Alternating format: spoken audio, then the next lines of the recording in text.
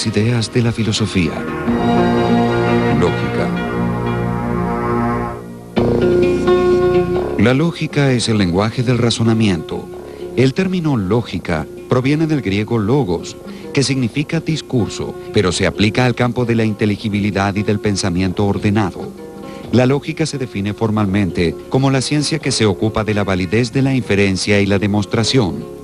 La profunda comprensión de la lógica presenta más matices y se revela sumamente atractiva para los filósofos. La lógica se ocupa fundamentalmente de los principios del razonamiento válido, como por ejemplo qué es necesario para considerar que una argumentación sea lógicamente válida. Es decir, trata de explicar qué son los principios del razonamiento válido de la manera más sistemática posible.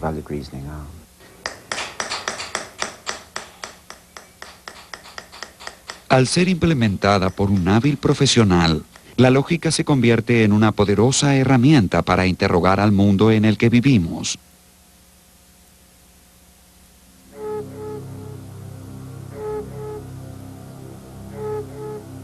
La lógica filosófica introduce el rigor y la claridad de la matemática al lenguaje de los filósofos.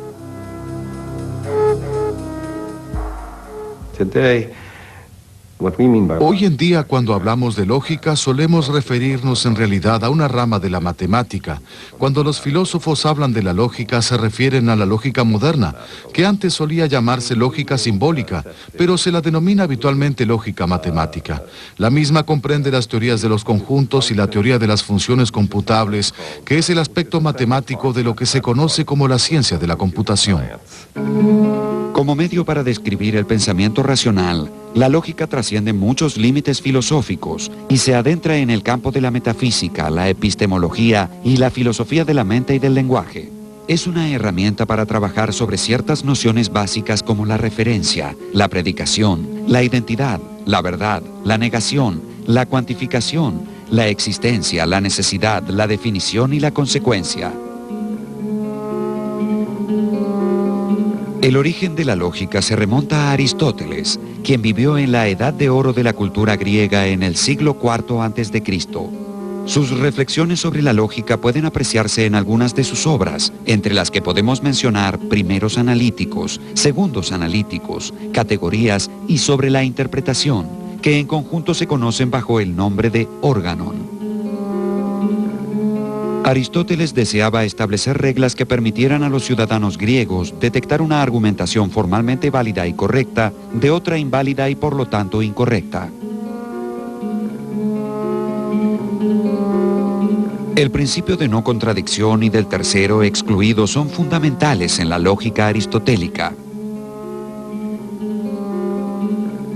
El principio de no contradicción sostiene que ninguna proposición puede ser verdadera y falsa a la vez, mientras que el principio del tercero excluido sostiene que una proposición debe ser o bien verdadera o bien falsa.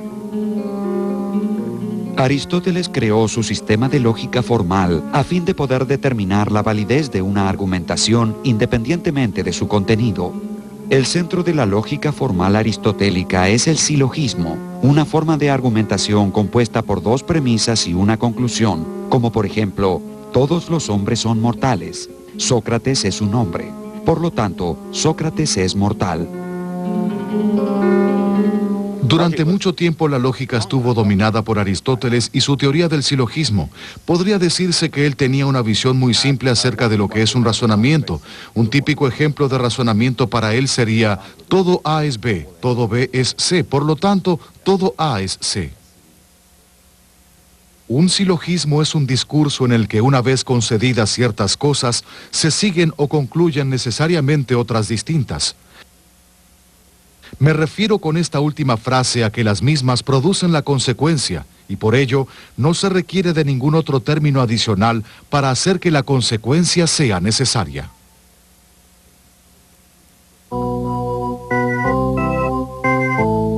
En el silogismo aristotélico, la conclusión se deduce de las premisas. Si no sabemos que Sócrates es mortal, entonces el hecho de que todos los hombres sean mortales y que Sócrates sea un hombre puede ofrecerse como prueba para afirmar que efectivamente Sócrates es mortal.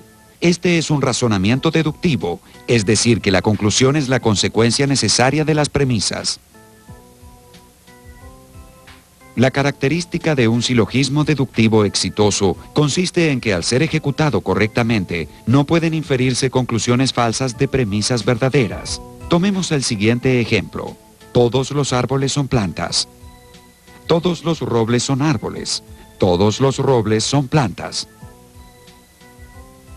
Podemos formalizar este razonamiento y expresarlo de esta manera. Todo M es P. Todo S es M. Por lo tanto, todo S es P. Esta forma de argumentación es válida y su validez es totalmente independiente de la verdad de los enunciados que la componen. Por ejemplo, tomemos un razonamiento tan discutible como el siguiente. Todos los árboles son ángeles. Todos los pájaros son árboles. Por lo tanto, todos los pájaros son ángeles. A pesar de las apariencias, este razonamiento es formalmente válido, aunque sus premisas y conclusión sean falsas. Asimismo, también puede ser válido un razonamiento con premisas falsas y conclusión verdadera. Todos los árboles son flores. Todos los claveles son árboles. Por lo tanto, todos los claveles son flores. La otra forma básica de razonamiento lógico es el inductivo, que establece cómo inferir generalizaciones confiables de los hechos observables.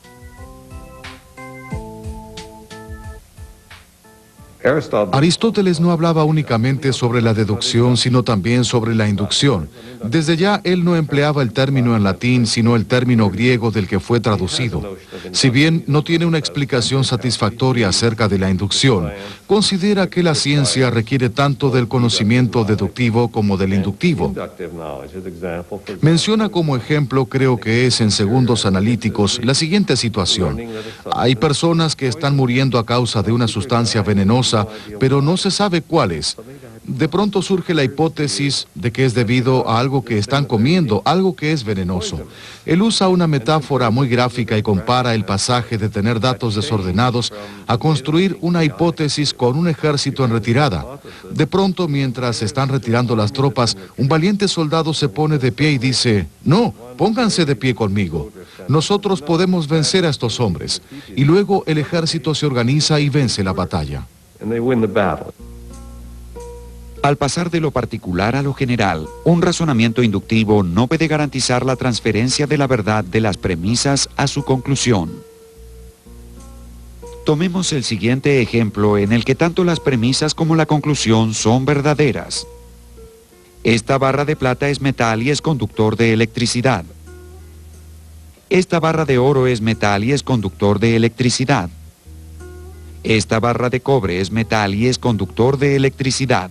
Por lo tanto, concluimos inductivamente que todo lo que es metal es también conductor de electricidad. Si encontramos un razonamiento deductivo que tenga premisas verdaderas y conclusión falsa, decimos que dicha forma es inválida. Pero observemos qué sucede si lo intentamos con un razonamiento inductivo. Esta barra de plata es metal y es sólida. Esta barra de oro es metal y es sólida. Esta barra de cobre es metal y es sólida. Por lo tanto, todo lo que es metal es sólido. Desde ya, esta conclusión es falsa. El mercurio es metal y es líquido. A diferencia de lo sucedido con el razonamiento deductivo, Aristóteles no pudo encontrar en la inducción un método formal para determinar su validez. Es por ello que Aristóteles afirmaba que la inducción no es demostrativa y la relegó a un segundo nivel de importancia. No podemos establecer por inducción una verdad universal sobre la evidencia aportada por grupos de particulares que no ofrecen ninguna excepción, porque la inducción no demuestra cuál es la naturaleza esencial de una cosa, sino si la misma tiene o carece de cierto atributo.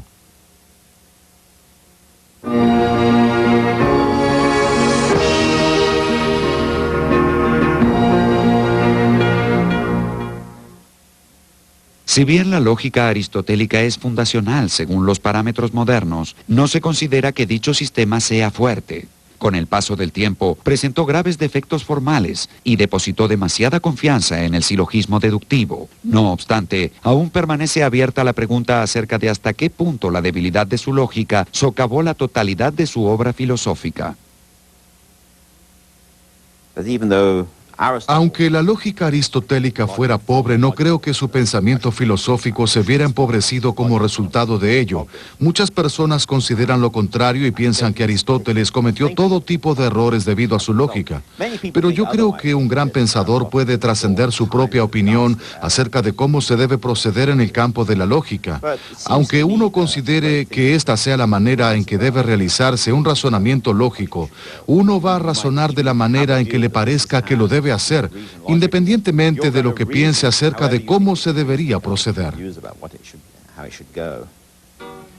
Una de las restricciones del sistema aristotélico fue combinar dos proposiciones para dar lugar a una tercera más compleja.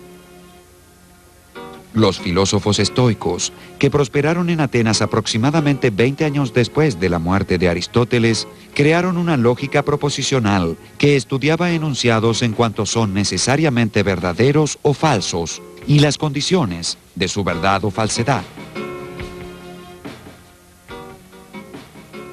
Hay dos tipos fundamentales de lógica: la lógica proposicional y la lógica predicativa.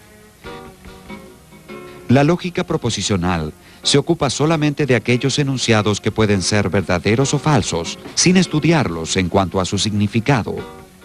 La lógica predicativa es una herramienta más poderosa, con reglas de inferencia adicionales que pueden presentar variables y expresar equivalencia entre proposiciones como no todas las rosas son rojas y algunas rosas no son rojas. Por supuesto, la lógica predicativa es la lógica de los predicados, y lo notable acerca de la misma es el sistema de variables y cuantificadores que utiliza. Emplea variables simples como X, Y y Z, y cuantificadores como para algunos y para todos. La lógica predicativa se utiliza, de cierta manera, en forma opuesta a la lógica proposicional, en donde tomamos a un enunciado como unidad y no lo analizamos, al que denominamos P, por ejemplo, mientras que en la lógica predicativa analizamos dicho enunciado dividiéndolo en sujeto y predicado.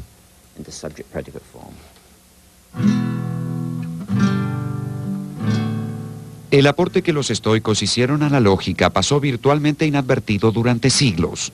Algunos filósofos medievales, como por ejemplo Walter Burley, Guillermo de Ockham, John Buridan, Alberto de Sajonia y Paolo de Venecia, se concentraron en reforzar la lógica aristotélica y hacer importantes aportes a la misma. Sin embargo, el avance inexorable de la ciencia hizo necesaria la aparición de nuevos sistemas de pensamiento, y fue el filósofo inglés Francis Bacon quien formuló un sistema que habría de desafiar la ortodoxia del órganon de Aristóteles. Bacon no fue muy modesto al presentarse a sí mismo como el creador del nuevo órganon, de una nueva lógica para interrogar al mundo. La lógica antigua era útil para presentar lo que uno ya sabía, pero no para descubrir cosas nuevas. Lo que Bacon intentó hacer en el nuevo órganon fue precisamente proveer un método para interrogar al mundo que implicara ir por el mundo recogiendo datos y organizándolos en diferentes tablas y poder extraer conclusiones teóricas de los datos que hayamos ingresado a dichas tablas. Bacon quiso presentar una manera racional de organizar la experiencia y de interrogar la naturaleza, de forma tal que con esta combinación de razón y experiencia realmente pudiéramos progresar. Si bien mi método es difícil de practicar, es no obstante sencillo de explicar y consiste en lo siguiente. Propongo establecer etapas de certeza progresivas. Acepto la evidencia de los sentidos, guiada y protegida por un proceso de corrección cierto. Pero rechazo en su mayor parte la operación mental que sigue el acto sensorial. En lugar de ello, introduzco y expongo un nuevo camino seguro, en el que la mente pueda trabajar, comenzando directamente con la más simple de las percepciones sensoriales. En el siglo XIX, los filósofos comenzaron a aplicar activamente estructuras matemáticas al campo de la lógica. Esta revolución matemática marcó el comienzo de lo que hoy se conoce como la lógica moderna. La lógica hizo eclosión después de 1854, cuando George Boole, un gran matemático inglés que también hizo importantes aportes a la teoría de las ecuaciones diferenciales y creó lo que se conoce como el cálculo de las diferencias finitas, inventó el álgebra de la lógica o álgebra de clases, un aporte que, si bien hoy en día es considerado como algo elemental, todavía representa un logro importante. Después de 1854, la lógica no dejó de evolucionar. Boole, un matemático autodidacta, amplió la obra del filósofo alemán Gottfried Leibniz y creó la primera álgebra de la lógica. Boole descubrió que los símbolos de la lógica se comportaban de la misma manera que los algebraicos y utilizó a estos últimos para expresar proposiciones hipotéticas, tales como: si A y B, entonces C y D, pero A y B, entonces C y D. Pero en lugar de tratar los términos del silogismo A, B, C y D, estimó más importante considerar en general la verdad de las proposiciones. Entonces, si P es verdadera, entonces Q será verdadera, donde P y Q representan proposiciones. Este razonamiento será perfeccionado por el matemático Gottlob Frege, dando origen a la lógica proposicional. El avance decisivo realmente se produjo en el siglo XIX, y aunque diversas personas estuvieran interesadas en ver cómo o qué podían mejorar en la obra aristotélica, fue Frege quien logró el verdadero progreso e introdujo la era moderna de la lógica, con lo cual las dos figuras principales serían Aristóteles y Frege. Gottlob Frege era un intelectual poco conocido en su época, un matemático que se propuso demostrar que las leyes aritméticas podían reducirse en última instancia a la lógica, lo cual se conoce bajo el nombre de logicismo. Hizo el aporte individual más importante para el estudio de la lógica en la historia de dicha disciplina. Fue el primero en identificar la distinción entre los axiomas lógicos y las reglas que son necesarias para realizar una deducción. Dio los primeros pasos hacia la axiomatización de la lógica. Creó el cálculo proposicional y refinó la noción aristotélica de la cuantificación. El pasaje de la era aristotélica a la era moderna había concluido.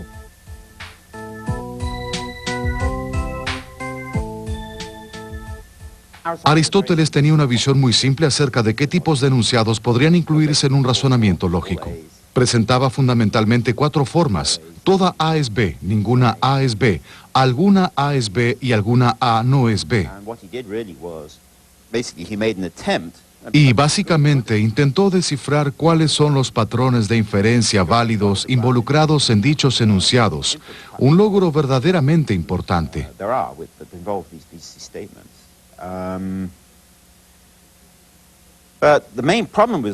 Pero el principal problema con la lógica es que presentaba una visión muy empobrecida de lo que puede afirmarse. El enunciado "todo niño ama a una niña" no puede enmarcarse fácilmente dentro del tipo de enunciados que Aristóteles tenía en consideración. Entonces, él no podría abordar el razonamiento que estos enunciados implican. El gran avance de Frege fue ver cómo organizar estos enunciados diferentes de manera sistemática, y una de sus grandes innovaciones fue explicitar el uso de las variables en la lógica. Entonces, él expresaría el enunciado "todo niño ama a una niña" de la siguiente manera: para cada X, siendo X un niño, hay una Y. Luego, Y es una niña amada. Entonces, X ama a Y. E introdujo este sistema de variables y cuantificadores, lo cual le permite expresar una variedad mucho más amplia de enunciados y proveer una explicación mucho más integral de lo que puede ser el razonamiento lógico.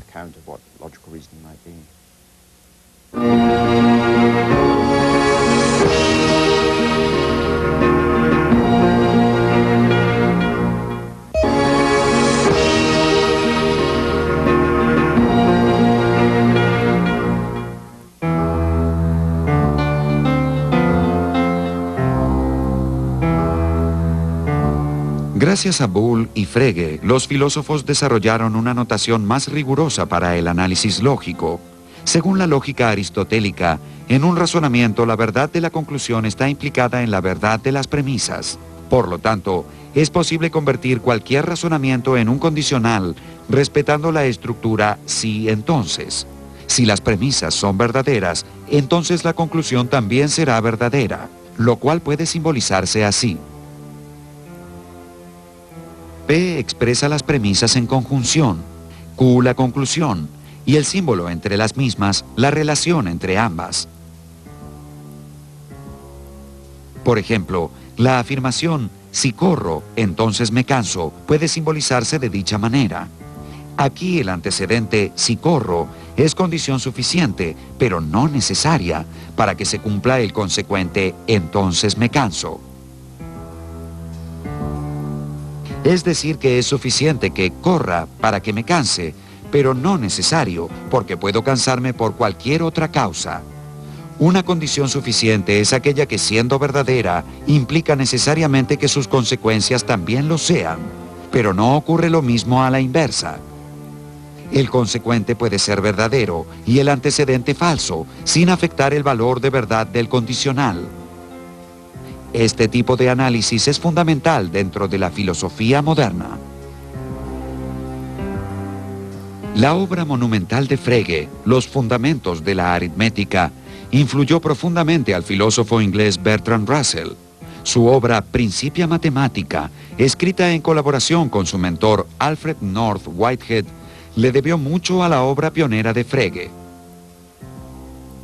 Junto con el Organon de Aristóteles, Principia Mathematica es sin dudas la obra más influyente dentro del campo de la lógica. En ella, Russell retomó el desarrollo del logicismo iniciado por Frege. Frege es una figura sumamente importante debido a que anticipó la reducción de la matemática a la lógica simbólica, y se discute si se trata realmente de una reducción. Pero había una falla en su sistema. Russell le escribió una famosa carta en la que le señalaba que la denominada paradoja de Russell podía verificarse en el sistema de Frege, lo cual representaba una verdadera inconsistencia e hizo que Frege desistiera de su teoría. Russell formuló la paradoja que encontró en la lógica de Frege de la siguiente manera. La clase de todas las clases que no pertenecen a sí mismas, pertenece a sí misma, si y solo si no pertenece a sí misma. La crítica que Russell le hizo a Frege, hoy conocida como la paradoja de Russell, es uno de los tantos dilemas, falacias y paradojas que ponen a prueba la verdadera capacidad de los lógicos. Dentro de las más conocidas, podemos mencionar a la infame paradoja del mentiroso, que ha cautivado a los filósofos desde que Epiménides de Creta declarara que todos los cretenses eran mentirosos.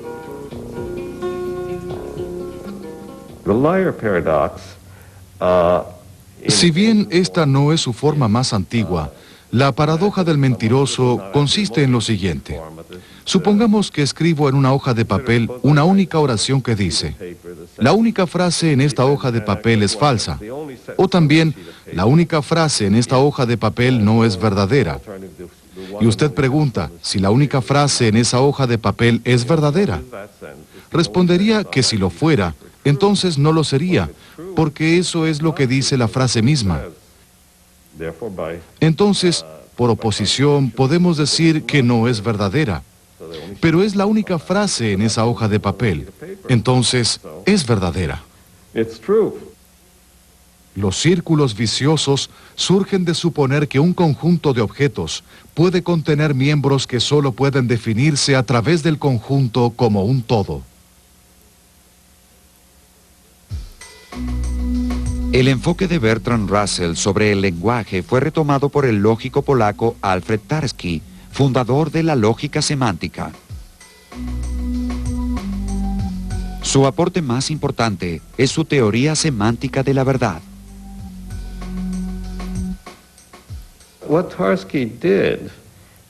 Tarski sostuvo que si usted tiene un sistema de notación formal, por ejemplo, un lenguaje formal como el que crearon Russell y Whitehead, en el que se puede expresar toda la matemática moderna, inclusive la prueba de Wiles sobre el teorema de Fermat, o si usted tiene un lenguaje formal como el creado por la ciencia de la computación, cuyas implicancias filosóficas serán discutidas por mucho tiempo, advirtió que era posible decir que un enunciado era verdadero sin utilizar el término verdadero, simplemente repitiendo el enunciado. Uno puede decir que el enunciado "la nieve es blanca" es verdadero, pero no hay necesidad de mencionar la palabra verdadero. Simplemente diremos "la nieve es blanca". Entonces, ¿para qué necesitamos el término verdadero? Las personas no han advertido que el lenguaje sobre el cual hablamos no debe coincidir necesariamente con el lenguaje con el que hablamos. Han desarrollado una semántica del lenguaje en este mismo lenguaje y en términos generales procedieron como si solo hubiera un tipo de lenguaje en el mundo.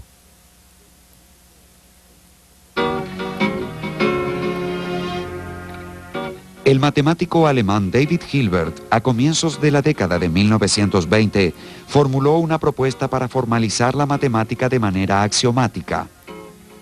A esta propuesta se la denominó el programa de Hilbert e introdujo a la lógica dentro del campo del lenguaje.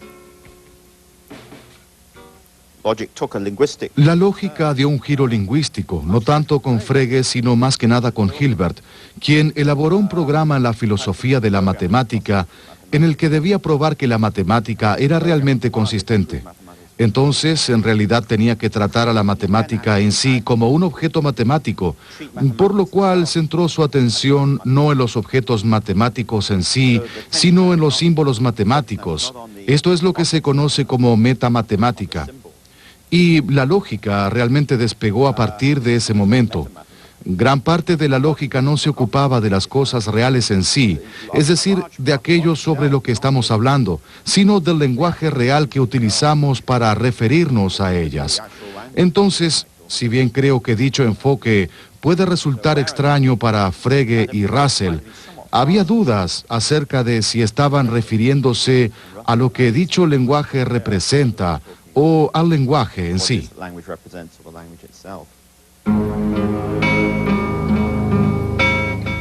El programa de Hilbert ejerció una influencia decisiva sobre el matemático y lógico checo Kurt Gödel, quien sostenía que todos los sistemas lógicos eran esencialmente incompletos.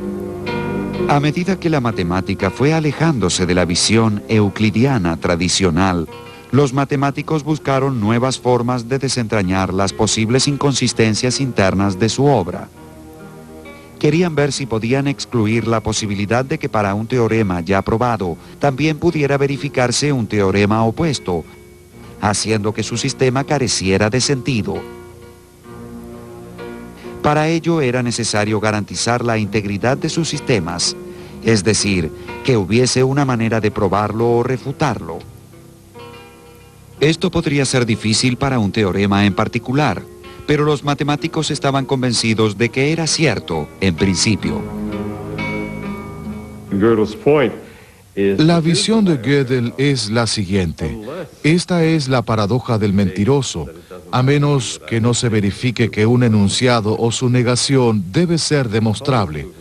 Entonces, gracias a que demostrable no es lo mismo que verdadero, pudimos evitar que lograra producir la paradoja del mentiroso, lo cual hubiera sido negativo, ya que, a diferencia de la paradoja de Russell, que requiere de una teoría de conjuntos muy fuerte para poder desarrollarla, el teorema de Gödel es un teorema de aritmética elemental, que podría demostrar que toda la teoría de los números es inconsistente, es decir, que tiene ciertas contradicciones. Es como si Gödel hubiese estado jugando al juego de la gallina para ver cuán cerca podía estar de probar que existen inconsistencias en la parte más elemental de la matemática, y en lugar de chocar contra la pared o contra otro automóvil, produjo esta maravillosa paradoja, cuyo significado será objeto de análisis filosófico por siempre. Gödel demostró que un sistema axiomático formal sencillamente no puede ser consistente y completo a la vez. O bien no puede probarse todo dentro de un sistema particular, o no se puede garantizar que no haya alguna contradicción. Para los matemáticos no podían ocurrir ambas cosas a la vez. Creo que después de Russell, la figura más importante fue Gödel. Ello se debe principalmente no solo a sus grandes logros en el campo de la metamatemática, sino a los resultados obtenidos sobre los límites de los sistemas formales. Presentó un sistema matemático mediante el cual es posible referirse razonablemente acerca de los números. Pero el hecho de si es o no consistente no puede probarse dentro del sistema. Y también demostró que si es consistente, entonces habrá ciertos enunciados dentro del sistema para los que no será posible comprobar si son verdaderos o falsos. Esta sería una formulación bien elemental acerca de los resultados de Gödel, que fueron un logro extraordinario de enorme significado filosófico. No es posible afirmar con certeza sobre ningún sistema formal que todas las consideraciones conceptuales puedan representarse dentro del mismo.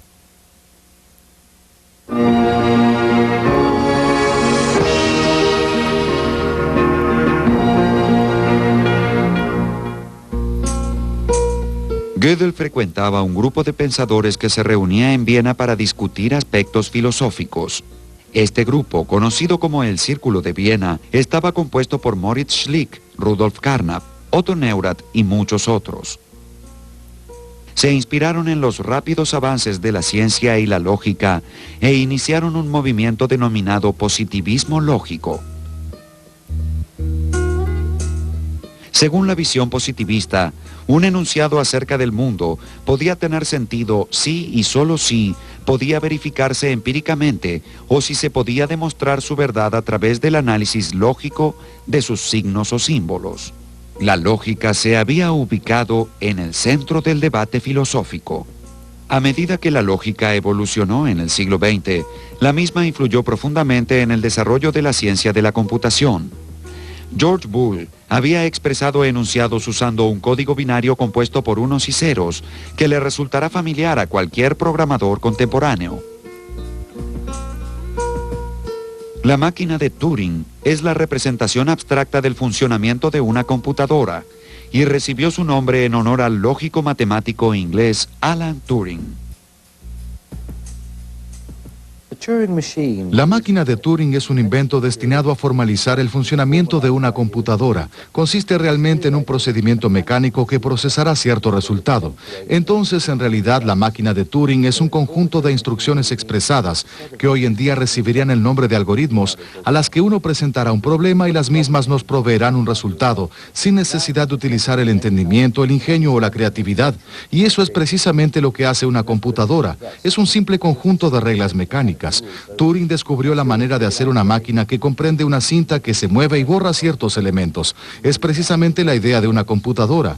La máquina de Turing es simplemente una computadora, un sistema completamente mecánico que manipula símbolos.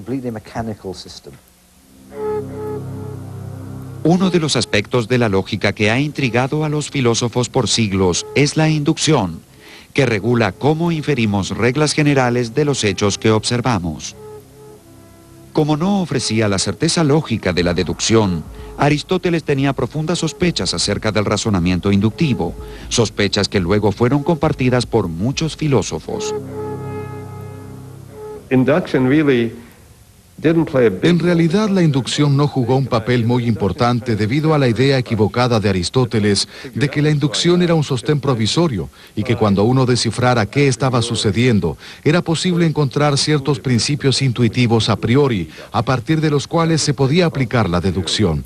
Dicho error resultó extremadamente costoso, ya que no fue sino hasta la generación de Francis Bacon que se advirtió que no se puede hacer ciencia por métodos a priori, sino que es necesario usar la inducción. La inducción no es un sostén provisorio ni algo que deba ser superado por una reflexión apodíctica, sino que es esencial.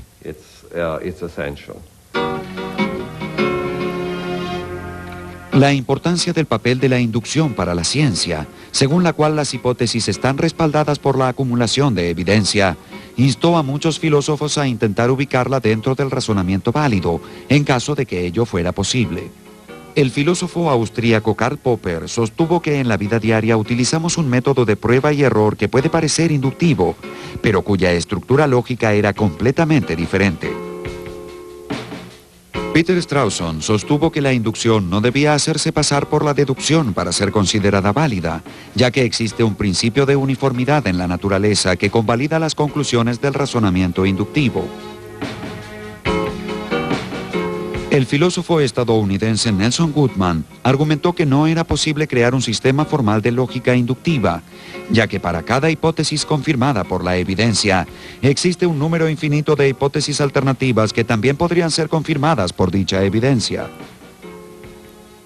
La teoría de la confirmación bayesiana, que debe su nombre al matemático inglés del siglo XVIII Thomas Bayes, es un método que apoya la lógica inductiva basándose en la probabilidad estadística, mediante la combinación del sentido común y la evidencia observacional.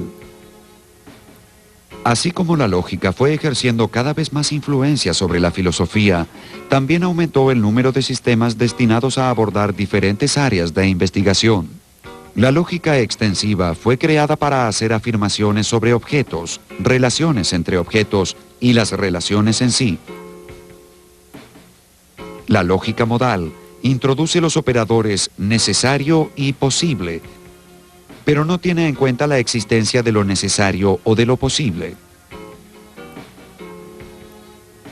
El filósofo estadounidense Clarence Irving Lewis inició el análisis moderno de la modalidad con la publicación en 1918 de su libro Investigación sobre la lógica simbólica.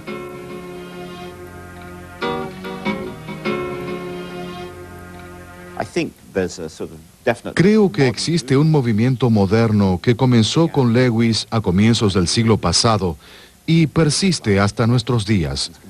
La lógica modal se convirtió en una parte muy importante, no tanto de la filosofía, sino de la ciencia de la computación y de la lingüística. Muchos movimientos lingüísticos y enfoques importantes sobre el comportamiento de programas se basaron en la lógica modal. Asimismo, la lógica modal es de suma utilidad para discutir aspectos de la filosofía del tiempo. Entonces, es una rama de la lógica que tiene gran influencia, tanto dentro como fuera del campo de la filosofía. La lógica deóntica introduce los operadores debe y puede dentro del lenguaje lógico y presenta un nuevo tipo de lenguaje en la discusión filosófica de la ética. La lógica deóntica analiza el aspecto del deber y trata de comprender proposiciones tales como es obligatorio, está permitido, está prohibido. La lógica epistémica, tal como lo indica su nombre, se ocupa de los aspectos epistemológicos inherentes a proposiciones del tipo de Tomás sabe, María supone o yo creo. La lógica divergente rechaza el principio del tercero excluido, que desde la época de Aristóteles elimina cualquier posibilidad entre la verdad y la falsedad. A este grupo pertenecen la lógica plurivalente, la lógica universal y la lógica difusa. La lógica plurivalente acepta más de dos valores de verdad, mientras que la lógica universal aspira a construir sistemas válidos para todos los mundos posibles.